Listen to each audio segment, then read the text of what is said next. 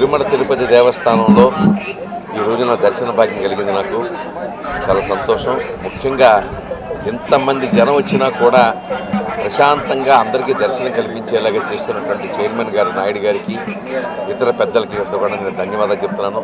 చాలా కష్టం మెయింటైన్ చేయడం, చాలా మాటలు కాదు వ్యవహారం. రోజుకి 1,00,000 మంది వస్తున్నారు. 1,00,000 మందికి కూడా దర్శనం కల్పించడం అనేది, ఎవరికి ఏ ఇబ్బంది లేకుండా చేయడం అనేది చాలా చాలా గొప్ప విషయం. అది ఏంటో తెలియదు కానీ ఆ వెంకటేశ్వర దగ్గర రాగానే ఒక రకమైన తెలియని ఒక అనుభూతి వచ్చేస్తుంది. ఆ అనుభూతితో ఇక ఏంటో మనకేమి ప్రపంచం తెలియదు విధంగా చెప్పాలంటే. అంతేకాకుండా ఇక్కడ వేదం కానీ, వేద పట్టణాలు కానీ, నిత్య వేద పట్టణాల వల్ల ఆ యొక్క వెంకటేశ్వర స్వామికి చాలా అద్భుతమైనటువంటి వ్యవహారం జరుగుతూ ఉంది.